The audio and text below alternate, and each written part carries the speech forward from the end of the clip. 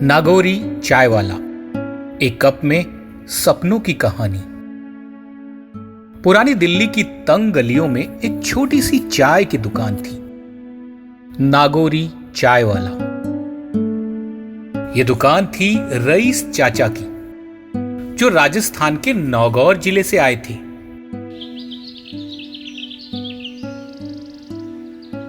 हर सुबह जब दिल्ली शहर नींद की खुमारी में होता है, रईस चाचा अपनी दुकान पहुंच जाते हैं। पहले दूध उबालते हैं, फिर अदरक कूटते हैं और चूल्हे पर बड़ी ही तन्मयता से चाय बनाते हैं।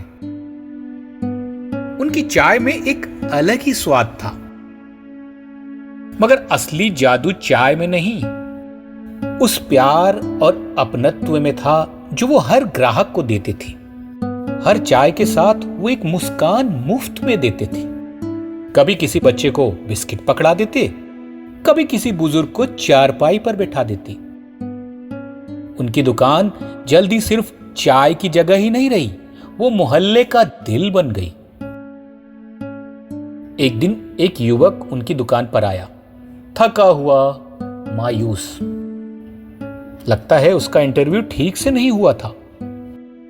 रईस चाचा ने उसे बिठाया और एक गर्म चाय की प्याली दी और कहा, बेटा, जिंदगी में अगर स्वाद चाहिए तो उबाल झेलने पड़ते हैं। चाय तो तभी खास बनती है जब उसे सही समय तक उबाला जाए। उनकी बातें सुनकर लड़के की आंखों में चमक आ गई। वो रोज रोज वहां आने लगा। वो चाचा से बातें करता, सलाह लेता। कुछ ही महीनों में उसे एक छोटी सी नौकरी भी मिल गई। उसने नौकरी के साथ अपनी पढ़ाई भी पूरी की। और एक दिन उसी चाय की दुकान के सामने एक बड़ी सी कार आकर रुकी, रईस चाचा को सलाम करने के लिए। अब चाचा बूढ़े हो चले थे, लेकिन उनकी दुकान उतनी ही मशहूर थी।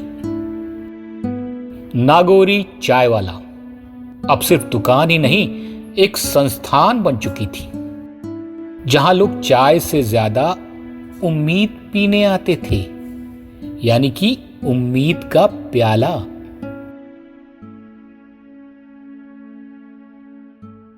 हर छोटी शुरुआत में बड़ी कहानी छुपी होती है। एक चाय वाले की दुकान भी लोगों की जिंदगियां बदल सकती है, अगर उसमें ईमानदारी, प्यार और थोड़ा सा नागौरी स्वाद हो।